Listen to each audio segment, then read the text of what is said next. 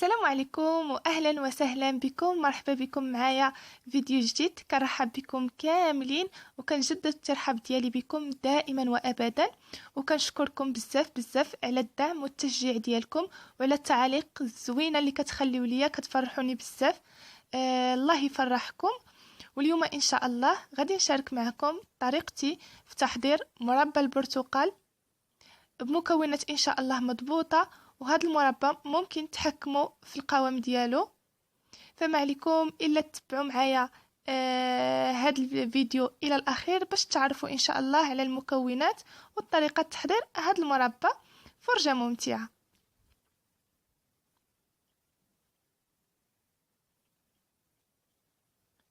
وعلى بركه الله غادي نحتاجوا 3 ديال البرتقالات اللي متلجين مزيان مزيان، يكونوا البنات متلجين مزيان، يعني حتى اللب ديالهم يكون متلج. غادي ندوز ان شاء الله، غادي نحك ليهم هذيك القشره اللورانج هكا بحكاكه رقيقه.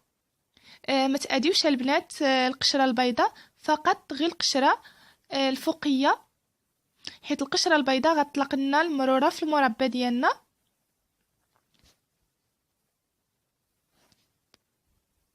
وضروري البنات من هاد القشره هادي راها كتطلق لوغو زوين في المربى ديالنا وكتعطيه اللون. وممكن اذا جاكم هذاك البرتقال بارد تعاونوا هكا بشي ورق المطبخ ولا بشي حاجه وبسهوله كيتحك، يعني ماشي واخا متلج كيتحك بسهوله، كياخدش وقت طويل.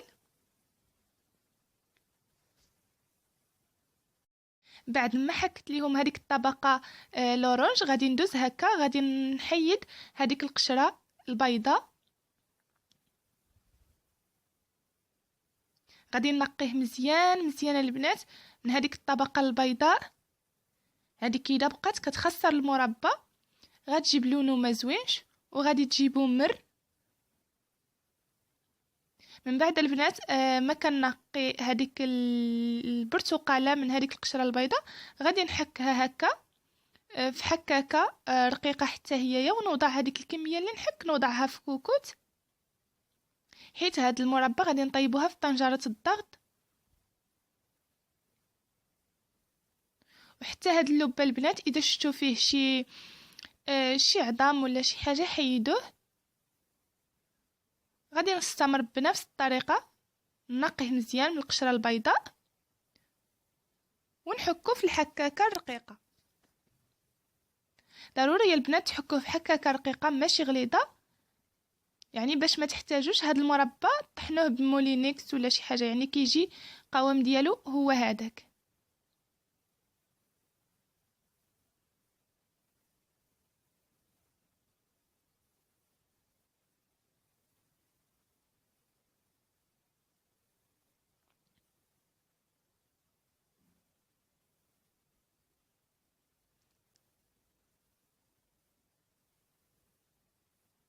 بعد البنات ما حكيت الكميه كامله كنوضعها هكا في كوكوت.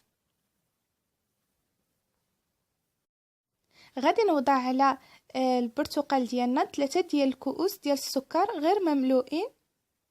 اذا بغيتوا البنات ما يجيكم زعما حلو وبغيتوه يجي ناقص، استعملوا غير 2 ديال الكيسان ديال السكر كافيين.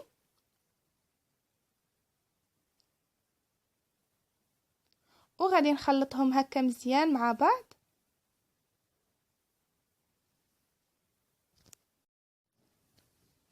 وغادي نضيف عليهم 3 ديال الكؤوس ديال الماء، ما يعادل نصف يطرو. عبرت البنات هكا بالكاس، يعني كل برتقاله كنعملوا معها كاس ديال الماء وكاس ديال السكر. غادي نخلطهم مزيان البنات، وغادي نسد الكوكوت ديالي ونعمل ليها الصفاره ونوضعها طيب نص ساعه على نار مهيله. ومن بعد ما كدوز عليها نص ساعه كنفتح عليها وكنرجعها هكا تعقد على نار. وفي هذه المرحله كيمكن لكم البنات تحكموا في القوام ديالها.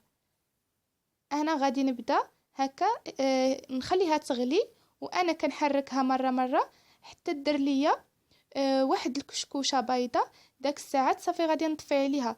واذا بغيتوا القوام ديالها يجيكم عاقد فما عليكم الا يعني واخا طلع هذيك الكشكوشه خليوها تزيد طيب مزيان مزيان باش تعقد.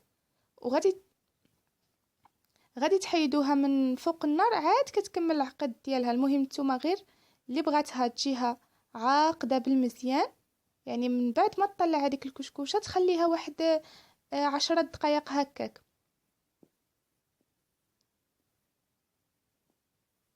وانا المربى ديالي في هاد اللحظه غنطفي عليه، وكيكون هذا هو القوام ديالو.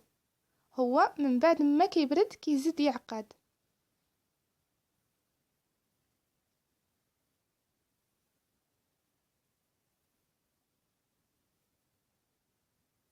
بعد البنات ما حيدته من فوق النار، غادي نعمرو في القريعات ديالي اللي معقماهم من قبل هكا. غادي نعمرو في القريعات وهو سخون البنات، وغادي نقلب البنات هذيك القريعات ديالي وهو سخون باش يتحكم الاغلاق ديال دوك القريعات. وهذا البنات هو المربى ديالي من بعد ما برد تماما كيصبح القوام ديالو على هذا الشكل. هذا المربى البنات كنزين به لي كيك، كنعمل به الحلوى دريشبوند المشهوره كيجي فيها رائع.